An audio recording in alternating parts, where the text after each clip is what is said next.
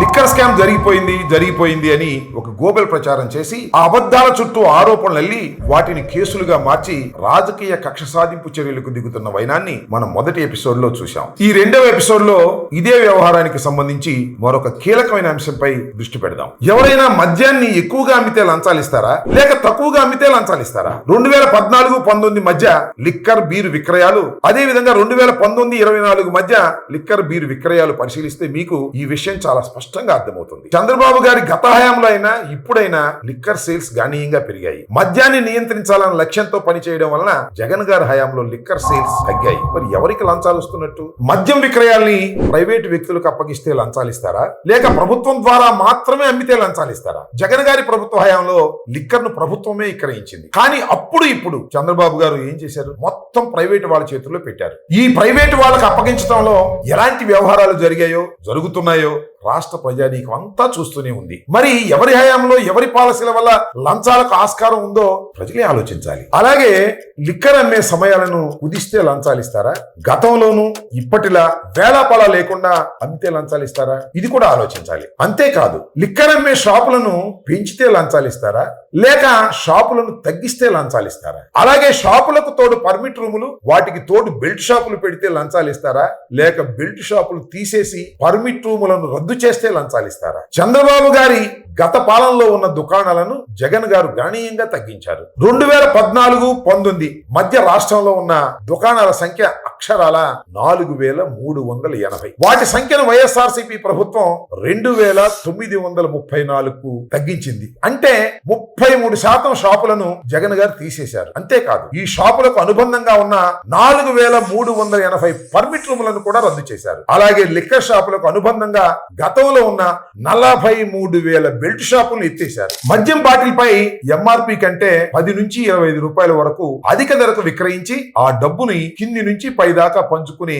వ్యవస్థీకృతంగా సాగిపోయిన మాఫియాను కూడా జగన్ గారు అడ్డుకున్నారు. రాష్ట్రంలో మద్యం తయారు చేస్తున్న డిస్టిలరీలు 20 ఉంటే అందులో వైఎస్ఆర్సీపీ ప్రభుత్వం వచ్చాక ఒక్క డిస్టిలరీ కూడా అనుమతి ఇవ్వలేదు. 14 డిస్టిలరీలకు చంద్రబాబు వివిధ కాలాల్లో ముఖ్యమంత్రిగా ఉన్నప్పుడు అనుమతి ఇచ్చినవే. అంతేకాదు వాటిని ఎంపానల్ చేసింది కూడా చంద్రబాబు గారే. మరి దీనికి లంచాలిస్తారా లేక ఒక్క డిస్టిలరీ కూడా అనుమతి ఇవ్వని వైఎస్ఆర్సీపీ ప్రభుత్వంలో ఉన్న వారికి లంచాలిస్తారా?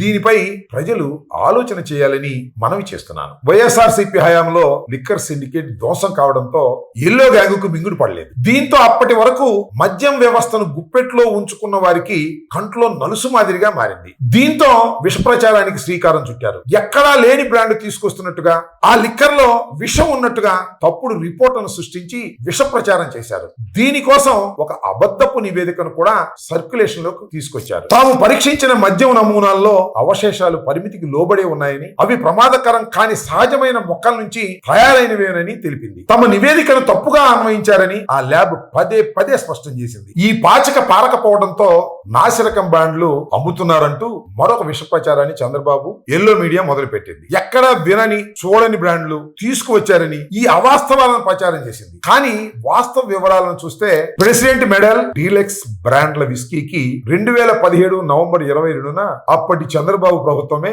అనుమతి ఇచ్చింది. Governor reserve, life and Napoleon, octane barrel age, seventh heaven, blue బ్రాండ్ల పేరుతో విస్కీ, బ్రాందీ తదితర 15 బ్రాండ్లకు 2018 అక్టోబర్ 26న ఒకేసారి చంద్రబాబు అనుమతించారు. High voltage gold, SHG 10,000, British Empire super strong, premium beer, British Empire ultra బ్రాండ్లతో బీరు విక్రయాలను 2017 జూన్ 7న అనుమతి జారీ చేశారు. Royal palace, new king, sign out పేర్లతో విస్కీ, బ్రాందీ బ్రాండ్లను 2018 నవంబర్ 9న అనుమతి ఇచ్చారు. బీరా 91 పేరుతో 3 రకాల బీర్ బ్రాండ్లను 2019 మే 14న టీడీపీ ప్రభుత్వమే అనుమతిస్తూ ఉత్తర్వులు జారీ చేసింది. TI mansion house, TI courier Napoleon whisky, brandy బ్రాండ్లను 2018 మే 15న అనుమతి ఇచ్చారు. ఇన్ని బ్రాండ్లకు అనుమతి ఇచ్చి వాటిని వైఎస్ఆర్సీపీ ప్రభుత్వమే మార్కెట్ లోకి తీసుకువచ్చినట్టుగా చంద్రబాబు, ఆయన ఎల్లో మీడియా తీవ్ర ప్రచారం చేశారు. మద్యం వ్యవహారంలో వైఎస్ఆర్సీపీ ప్రభుత్వాన్ని అపవాస్పాలు చేసేలా,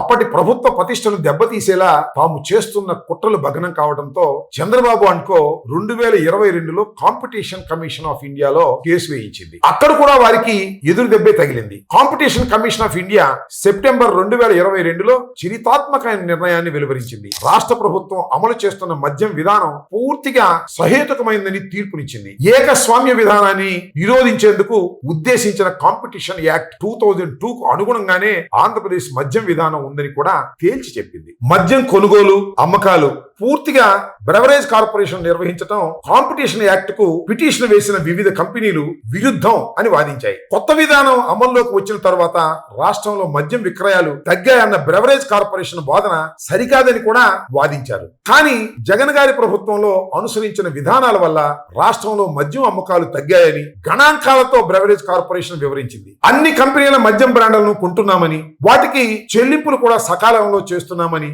రికార్డులతో సహా వెల్లడించింది. బ్రెవరేజ్ కార్పొరేషన్ బకాయిలు పెడుతుందంటూ కొన్ని మద్యం కంపెనీల వాదనలో నిజం లేదని వివరించింది. ఇరు పక్షాల వాదనలు విన్న కాంపిటీషన్ కమిషన్ కీలక తీర్పునిచ్చింది.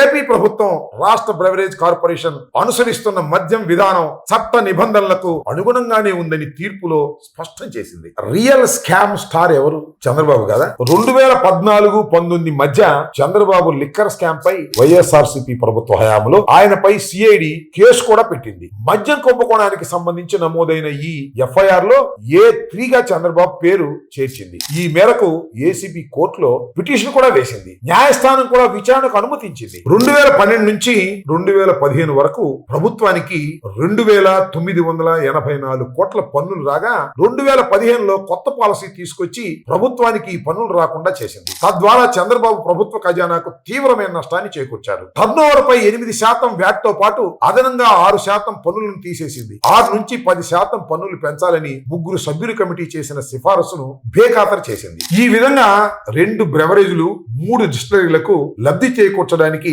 చంద్రబాబు ప్రభుత్వం క్విట్ ప్రోకోకి పాల్పడినట్టు సిఐడి తన ఎఫ్ఐఆర్ లో వెల్లడించింది. టీడీపీ ప్రభుత్వంలో జరిగిన ఈ కుంభకోణం ఫలితంగా రాష్ట్ర ప్రభుత్వానికి ఏటా 1,300 కోట్ల నష్టం వాటిల్లుతోందని కోర్టుకు వివరించింది. అంటే అప్పటి చంద్రబాబు ప్రభుత్వ హయాంలో దాదాపు 5,000 కోట్ల రూపాయలు రాష్ట్రం నష్టపోయిందన్నమాట. ఈ కేసు దర్యాప్తు జరుగుతుండగా కొన్ని కీలక విషయాలు వెలుగులోకి వచ్చాయి. రాష్ట్రానికి ఆదాయాన్ని తగ్గించి లైసెన్సీలకు ప్రయోజనం చేకూర్చేలా క్విట్ ప్రోకో జరిగినట్టు అధికారులు విచారణలో గుర్తించారు. రాష్ట్ర ప్రభుత్వం ఏర్పాటు చేసిన కమిటీ సిఫార్సులకు విరుద్ధంగా LOI ఇవ్వడం ద్వారా కొన్ని డిస్టిలరీలకు అనుకూలంగా వ్యవహరించినట్లు గుర్తించారు. DT నోటిఫికేషన్ తర్వాత కొత్త బ్రాండ్లను అనుమతించారని అధికారులు తెలుసుకున్నారు. సరఫరాదారులు కుట్రపూరితంగా లైసెన్సులతో కుమ్మక్కై కొన్ని ఉత్పత్తులను మార్కెట్ లో డిమాండ్ లేకపోయినా కృత్రిమంగా డిమాండ్ పెంచారని తేలింది. ఇక 2014 నవంబర్ లో జీవో నెంబర్ 993 ప్రకారం రెవెన్యూ డిపార్ట్మెంట్ ఏర్పాటు చేసిన కమిటీ సిఫార్సులకు విరుద్ధంగా కమిటీ సూచించిన వాటికంటే ఎక్కువ డిస్టిలరీలు స్థాపించేందుకు వీలుగా అప్పటి చంద్రబాబు ప్రభుత్వం అనుమతి మంజూరు చేసింది. తనకు సన్నిహితులైన డిస్టిలరీలకు ఆర్థిక ప్రయోజనం చేకూర్చడానికి ఈ నిర్ణయం తీసుకుంది. రాష్ట్రంలో 2012 నుంచి అమల్లో ఉన్న మద్యం కొనుగోళ్లపై ప్రివిలేజ్ ఫీజును తొలగించి అడ్డగోలుగా కథ నడిపిన చంద్రబాబు తీరుపై వైఎస్ఆర్సీపీ హయాంలో సిఐడి కీలక ఆధారాలు సేకరించింది. ప్రివిలేజ్ ఫీజు కొనసాగించడంతో పాటు 10 రెట్లు పెంచాలని అప్పటి ఎక్సైజ్ శాఖ కమిషనర్ నోట్ ఫైల్ పంపారు. దానిపై కేబినెట్ లో చర్చించలేదు. కానీ కేబినెట్ సమావేశం ముగిసిన రోజే సాయంత్రం మళ్ళీ అదే ఎక్సైజ్ కమిషనర్ ప్రివిలేజ్ ఫీజు రద్దు చేయాలని ప్రతిపాదనతో నోట్ ఫైల్ పంపారు. Copy to PS to CM అని స్పష్టంగా పేర్కొంటూ ఆ నోట్ ఫైల్ పంపారు. ఆ వెంటనే డిస్టిలరీలకు ప్రివిలేజ్ ఫీజు రద్దు చేస్తూ టీడీపీ ప్రభుత్వం 2015 జూన్ 22 సాయంత్రం గుట్టుగా జీవో నెంబర్ 218 జారీ చేసింది. అంటే కేబినెట్ కు తెలియకుండానే వ్యవహారం నడిపింది. బార్లకు ప్రివిలేజ్ ఫీజు రద్దు చేస్తూ 2015 సెప్టెంబర్ 1న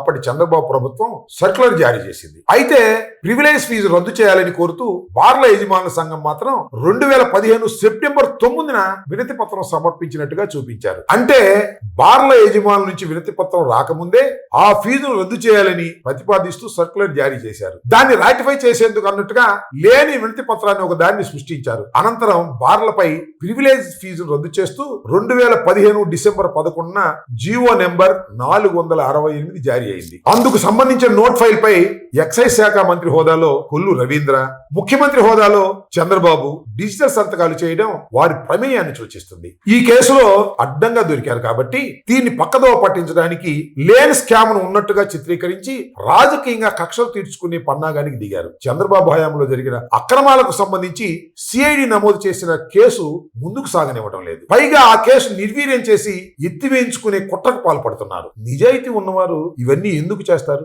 నిష్పాక్షిక విచారణకు ఎందుకు సహకరించడం లేదు? దర్యాప్తు సంస్థలను ఎందుకు తన గుప్పెట్లో ఉంచుకుంటున్నారు?